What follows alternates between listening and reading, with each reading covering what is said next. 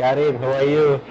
I'm good. I'm good. Ini teh apa ya? Enak banget. Ya, Osmanthus sencha. Osmanthus sencha. Osmanthus. Coming from China. Kan ada sencha. No, sencha is Japanese. Oh, Japanese. Oke. Ya. Terus Osmanthus ya mungkin dari Cina ya. Maybe ya. Teh itu banyak sekali di Indonesia ya. Iya. Ya, oke. Anyway, aku kenal Karin malah justru dari istri aku, Nela. Aku nggak tahu kamu dan Nela berkenalan di mana pada waktu itu ya. Sunday Market. Oke, karena you have Lareya, Nela, Citrun. Nela itu iya. Tahun berapa tuh? 2013. Wow, like long year ago ya, almost 1 decade. No, Yeah, over 1 decade. Yeah, more than More 1 1 decade. Yes. And also, I know you before as a director and studied at Columbia College. Yes. Nah, bisa ya ceritakan kenapa seorang Karin yang memilih belajar tentang film kemudian sekarang menjadi seorang bisa dibilang ya entrepreneur ya in food and beverage ya. Ya. Jadi backgroundku dulu memang filmmaking ya. Jadi dari SMA itu udah ikut teater, terus bikin film pendek. Habis itu waktu mau kuliah bingung kan jurusan apa gitu. Sebenarnya ada pilihan mau masuk sekolah masak. Where? Ya waktu itu nggak tahu mau ke Singapura atau mau kemana, pokoknya mau sekolah masak. Tapi waktu itu kan masak belum trending juga kan. And then my mom was like, kamu lo nggak pernah masak gitu kan, ngapain kamu tiba-tiba sekolah masak gitu. It makes more sense to go to film school karena udah dari SMA udah bikin film, ya udah SMA bikin film. Terus ya udah akhirnya magang di Jakarta, baru akhirnya berangkat sekolah. That's why you have a gap year, right? Ya, I have a gap year. Jadi lulus SMA aku ke Jakarta dulu magang sama Mas Hanung Bramantyo. Yes. Habis itu aku berangkat sekolah ke Amrik, habis itu pulang kerja lagi sama dia. Waktu itu proyeknya Habibie Ainun. Habis itu sama kita PCL. Yes. Terus habis itu bikin FTV juga sama ada. mamanya Gigi. Sama Leoni Trio Kue-Kue. Ya, Leoni Trio Kue-Kue. Ya, terus habis itu pulang Surabaya. Ya, pulang Surabaya. Waktu itu mau nulis naskah untuk cari produser sendiri gitu, cari investor sendiri kayak memproduce sendiri gitu. Nah, di 3 bulan aku nulis naskah tiap hari itu kan tidak berpenghasilan ya. Nggak sengaja aku tuh bikin kue. Terus kue itu milk crepes yang ketika itu tidak ada yang jual. Nah, terus sama my mom di post di BlackBerry Messenger. Waduh. BBM ya? Profil status BBM. Terus aku kasih ke temanku, ada yang minta beli. Terus aku bilang kayak, aku gak jualan, ya kan? Tapi dia orangnya mau beli. Oke, aku buatin. Berapa harganya? Aku Google gitu kayak, berapa sih orang jual cake gitu? 250.000. Oke, 250.000. Oke. Whole cake kan? Ya, whole cake. Oke, done transfer. I'm like, what? Aku belum beli bahan, belum bikin, aku udah dikasih duit gitu kan, kayak it's magical. To make it whole cake kan? Jadi like pre-order kan? Iya, pre-order ya. Tapi waktu itu kan kayak dunia itu belum ada dan aku tidak pernah menjalaninya sebelumnya. Jadi yang dulunya itu kayak kita menulis naskah harus cari buyer dulu, ya kalau mau beli, mau bikin, tapi kita udah nulis dulu kan. Nah yang ini belum ngapa-ngapain udah dibayar dulu gitu. Ya udah harus dari situ. Ya dari situ akhirnya banyak orang yang mau beli. Ada temen aku yang malah beli terus di slice dijual di sekolahnya. Jadi di resell? Iya, di resell. Jadi dia beli whole, terus dia potong-potong, dia jualin ke temen-temennya gitu loh. Oh, pinter ya? Cuan. Ya habis itu dari situ diseriusin lah. Kita take photos, post on Instagram. Itu back from US and back from Jakarta. Back from Jakarta ya 2013 itu. Jadi I think the timing was right.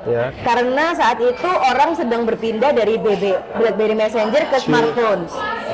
Yang tadinya Twitter jadi Instagram, pakai visual. Nah, I'm selling cakes yang pretty gitu. Aku punya background film, partnerku waktu itu punya background food styling. Jadi all photos itu very nice. Terus our storytelling juga bagus gitu karena aku backgroundnya nulis naskah kan. Jadi kita jualan tuh dari itu. Nah, terus ya kalau itu ceritanya, cuman in all this aku orang beriman. Jadi aku juga merasa bahwa ini semua udah Tuhan yang atur, Tuhan yang kasih gitu. Karena ini bukan sesuatu yang aku damba-dambakan atau aku rindukan atau aku berusaha keras, tapi aku tuh dikasih gitu loh. Jadi aku merasa ini yaudah ini pemberian Tuhan gitu. Kalau misalnya ini semua nggak terjadi, mungkin aku juga nggak pindah haluan juga kan. So I think it's all related. It's all related from your background, and then you can execute pretty well, ya kan, about the area, and then the timing that you said before is important for your career right now. Okay. Yeah. Wow, it's excellent stories, amazing. Yeah. So itu mulainya. So aku pernah mencoba ya, karena waktu Cups buka itu aku udah penasaran. Ini kenapa kok kita jangan pakai kata viral lah, kita menghindari virality lah, I think, karena sesuatu yang viral itu kadang juga sesuatu yang cepat hilang. That's why we can make like a sustainability business kan. Nah menurut Karin, dengan sekarang Karin punya what Karin makes konsep itu, sebenarnya goalsnya Karin itu apa? Sejujurnya aku bukan orang yang punya goals panjang, karena di dalam hidupku yang aku rencanakan itu selalu mengecewakan. Yang aku tidak rencanakan itu selalu amazing gitu. Yang kayak pemberian Tuhan yang dikasih Tuhan di waktu-waktu yang tepat, itu yang bikin my life what it is now gitu. Tapi yang aku rencanakan itu ekspektasinya jadi tinggi kan, karena di planning kepengen result yang seperti ini di waktu yang ini, tapi itu nggak kejadian gitu. Jadi itu kenapa aku nggak punya plan yang panjang banget dah. Aku nggak ngelihat, aku jalanin satu persatu gitu. Dulu aku benci kata-kata just go with the flow, okay? Because I feel like you need to know what you want, ngerti ya? You need the process because you're studied about the process kan. Filmmaking kan proses, all about process kan. To make a good output kan. Iya. Tapi aku juga tahu kalau bikin drama in life, if you want to win, you have to bring the character down first. Oke. Menjual kesedihan. Iya kan? Jadi kayak harus dibikin terpuruk banget. Udah jatuh ke rumah tangga apa segala macam, baru we give them the success gitu. Oke, ya. All of the drama movie ya. Telenovela kind of. Oke. Iya gitu. Wow. So deep. Jadi you pertamanya tidak suka dengan sesuatu yang kue sera-sera, tapi sekarang mungkin jadi ya udahlah kue sera-sera aja deh. Let bygone be bygone lah ya. Iya. Okay. So talking about the brands, now you have like a 7 brands. Yes. Itu how to manage it, how to maintain, how to make it like have a good standard to your customers. Oke. Pasti bangun tim dulu ya, nggak bisa dilakuin semua sendiri. Karena I know my strength, tapi my weakness juga banyak banget. Karena strengthku lumayan, ya maksudnya kuatnya itu lumayan, tapi itu bikin kelemahannya juga banyak gitu. Jadi I'm gathering people around me that has different strength that can complement me. Gitu. Nice. Nah, masih proses sebenarnya, masih membangun tim ini, karena nggak gampang kan. It's not just hiring someone terus pasti cocok, pasti jadi gitu.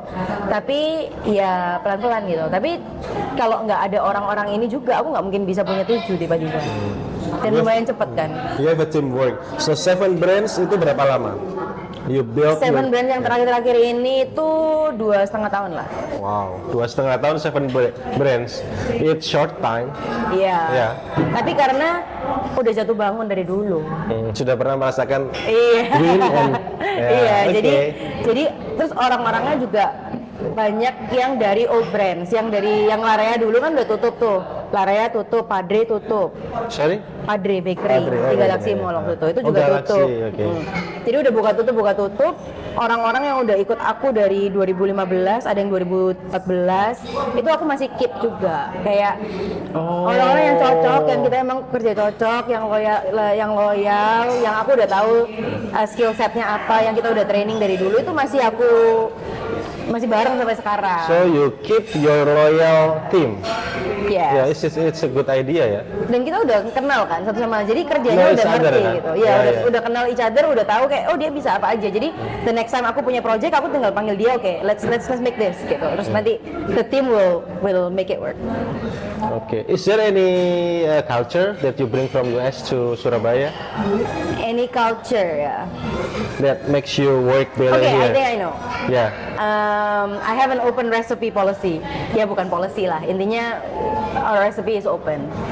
For everyone ya. Jadi kalau zaman dulu nih baby boomers itu pasti kayak kalau bikin sesuatu resepnya secret banget nih. Cuman dia yang nimbang. Cuman dia harus pergi kerja setiap hari nimbang pagi baru dikasih ke pegawainya gitu. I don't wanna do that. Why? Like buat apa? Iya. Karena even if you steal my recipe, you need good branding, you need a good story, you need good execution. Itu nggak segampang itu kamu curi resep and then kamu bisa jual.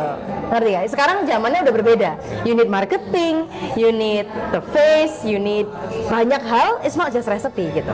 Itu kenapa resep is everywhere. Everywhere. YouTube, Google. Semua buku resep di mana-mana. So recipe is not something yang Important. wah lagi gitu ya. Kecuali mungkin Coca-Cola ya. Coca-Cola masih butuh resepnya nggak boleh Bocor. sampai bocor gitu. Tapi kalau cookie ya kayak Everyone can make it at home. yeah. Yeah, it's just simple, but the story, the branding, the Yeah, execution, yeah. the marketing strategy, Yeah, it's different ya. yeah. Jadi mungkin setiap orang bisa mencontoh resepnya, tapi tidak setiap orang bisa mengeksekusi dengan baik seperti Karin. Iya, kalau di Amerika kan even bakery make cookbooks ya. Ya kan? Dan For what? buat dijual kan, karena resep itu tidak bisa dipatenkan. I see. Resep itu nggak bisa dipatenkan, I see. makanya mereka mematenkannya dengan bikin cookbooks dan ngeklaim bahwa this is my recipe. That's the Right? This is my that's recipe the from the basic book. ini ya. Ya oke. Nah, aku pernah magang di salah satu bakery di US, Momofuku Milk Bar. Sorry? Momofuku Milk Bar Momofuku, yang punya oke. David Chang sama Christina Tosi itu. Ya. Dia punya buku Momofuku Milk Bar. Terus ketika aku kerja di dalam, aku magang di dalam, aku nanya sama baker-bakernya di sana kayak resep yang di buku sama yang kita pakai di sini tuh sama apa enggak? Sama kok, dia bilang gitu. So, it's open recipe malah ditaruh di buku ya for everyone to see gitu. Tapi kan tidak semuanya punya waktu mengerjakan itu gitu loh, ya kan? Dan tidak Iya. mungkin sepassion mereka. Iya, Seperti makanya baker. udah beli aja ya. Iya, oke. Aku mau Beli aja coba di ya. Cars ya. Mana nih? Ya, coba nih yang menarik mana nih? Coba Karin ceritakan This yang is menarik. Chewy ini, Chewy, ya Chewy. This is one of our best seller. Bestseller, Salt oke. bread. Salt bread. Ini cookie. Cookie, This is like oke. basic American Oke, cookie. basic American. So, what makes you apa ya? Kayak kita bilang, kenapa kamu memilih resipi-resipi ini dan kenapa kamu menjualnya di Cups? Now, kan kita sekarang di Cups kan? Iya. Ya. Why you choose this product atau this menu or recipe in Cups gitu? Soalnya aku melihat pertama di Cups itu Melbourne banget nih. Oh gitu ya? Ya, itu menurut aku, oh aku lagi di Melbourne nih, di Iya, Surabaya, iya, tapi iya. Melbourne vibes. Nah. Kalau sering ke Amerika dia merasa ini American vibes. Kalau sering ke Eropa dia merasa ini Berarti saya terlalu sering ke Australia, jadi membuat ini. Ini jadi Jadi sebenarnya ada irisan ya di US, di UK, Europe, iya ini dan lebih culture-nya Australia. western lah ya. Western style. Iya kayak oke. bread, coffee, cafe. Coffee, you have a coffee ya? Coffee yes. Okay, We have coffee. nice. So I wanna try Cookie lah, cookie just lah. a cookie. Okay, Just a cookie. this is the cookie. Okay, I try it. This one So this is white chocolate cranberry. oh, cranberry. Oh, ada cranberry. Yeah. I like cranberry. Enak. Nah ini, aku jual ini cookie. This is soft cookie. Soft cookie, really soft. Ya. Kalau aku jual ini di tahun 2013, waktu pertama kali aku jual area. There was omongan di luar sana bahwa cookie kok gak mateng, gitu kan?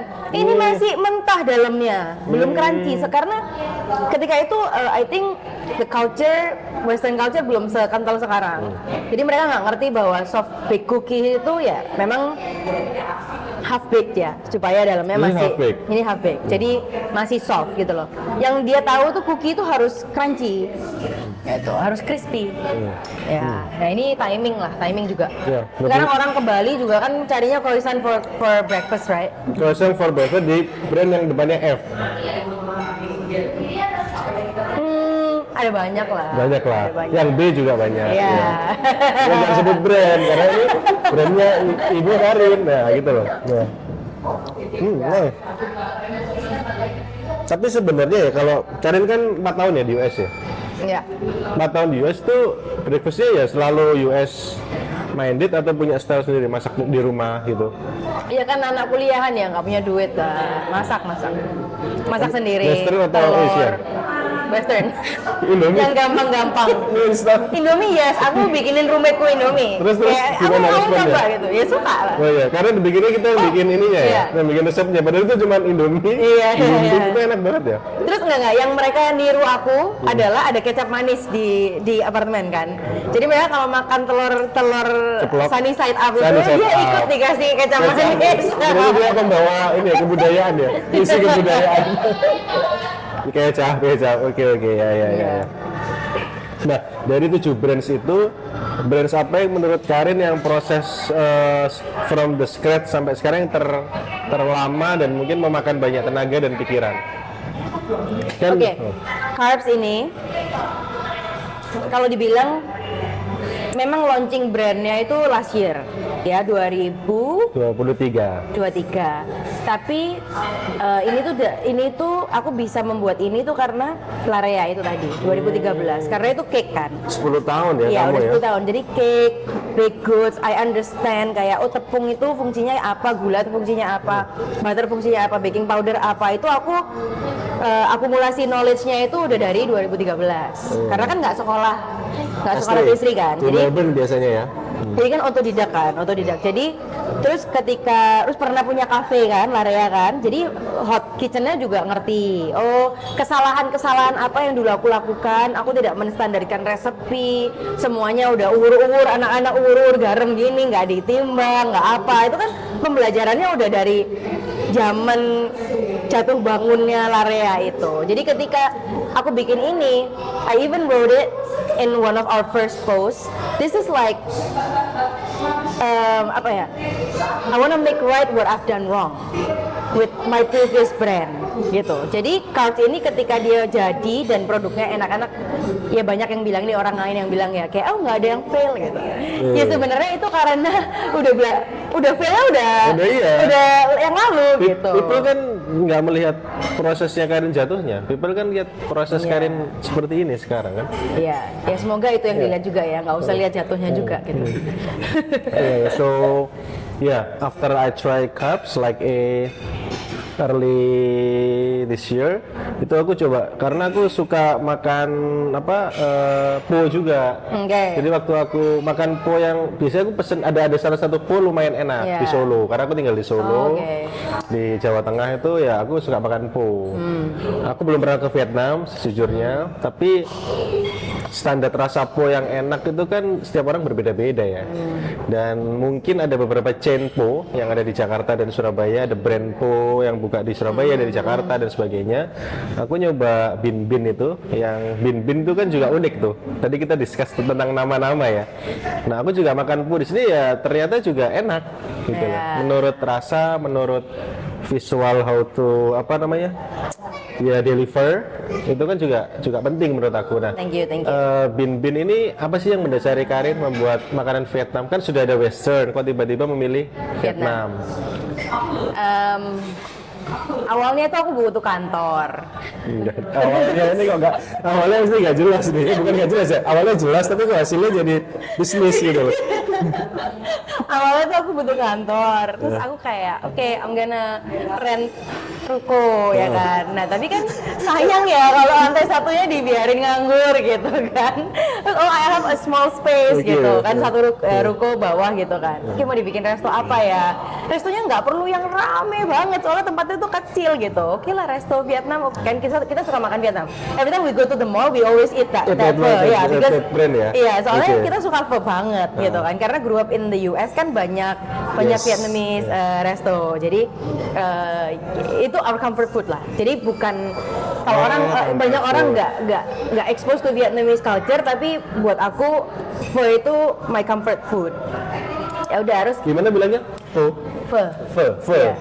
Harusnya harusnya kayak gitu atau Pho. atau gimana Bukan po ya guys, pho. I don't know lah. Ada. Ya udah gitu. Terus waktu itu udah tahu ya mau bikin. Aku nanya familyku lah, ayo mau dibikin apa? Mau dibikin pho atau mau dibikin nasi lemak atau mau dibikin apa? Kayak jadi kayak ada pilihan gitu loh. Mama bilang kayak, aduh pho aja enak seger, terus nggak banyak pilihan di sini.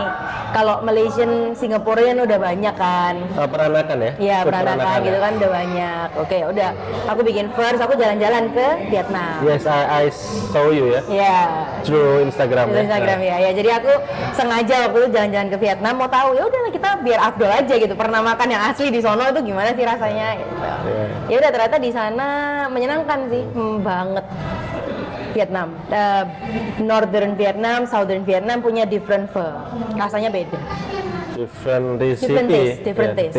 Ya. Tapi karena taste itu juga muncul dari kebudayaan, muncul dari pola penyebaran manusia. Kalau dirunut-runut lagi itu, iya. food itu nggak habis-habis sih kalau kita bahas tentang food ya, kulineri ya terutama ya. Setiap region, setiap nation tuh punya Twistnya sendiri-sendiri kan. Even city, beda kota, beda kayak Jawa beda Timur, sana, Jawa Tengah gitu itu beda. kan. Iya.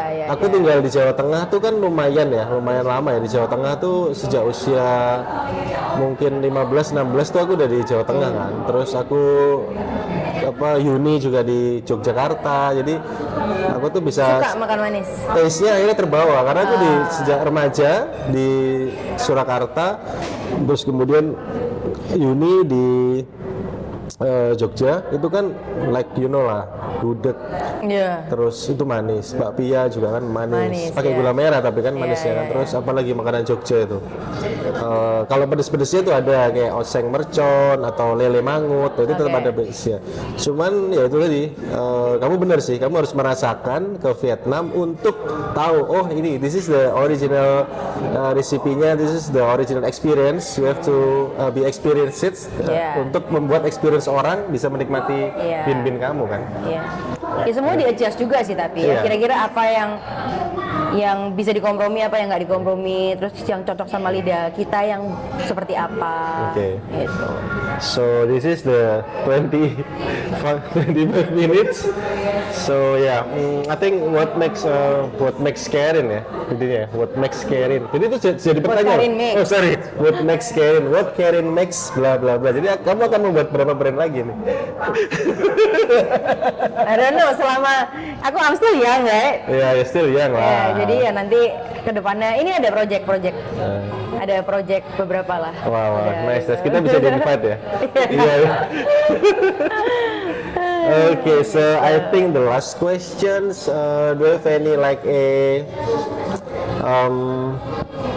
wisdom or maybe like message to the young people in Surabaya to like you have a passion, you have maybe privilege or maybe you have a skill set, you have a experience atau you have now itu sekarang lagi sekolah, apa message Karin buat mengejar passionnya itu? Karena I know very passionate in this business, in this industry itu aku ngelihat kamu sangat passion lah ya. Ya kalau aku sih keep creating ya, maksudnya banyak di Surabaya itu banyak lah orang kreatif gitu, tapi kita tuh jarang ngelihat kreasinya sebenarnya. Masih banyak merek-merek franchise gitu-gitu kan. Kalau aku sih lebih kepengen ayo create gitu, create our own. Jangan takut gagal gitu. Banyak orang takut gagal kan. Nah kalau aku sih gagal itu pasti itu pasti kamu akan gagal. No matter how good you are, you will fail. At some point in your life you will fail. But you have to fail gitu loh. Untuk bisa sukses itu harus fail. Nggak mungkin orang sukses doang itu, nggak ada muscle-nya tau gak? Ketika aku dulu terpuruk, jadi awal-awal area itu very smooth sailing the first 2 years. Dia nggak punya background, nggak punya apa, tiba-tiba dikasih boom gitu, sukses.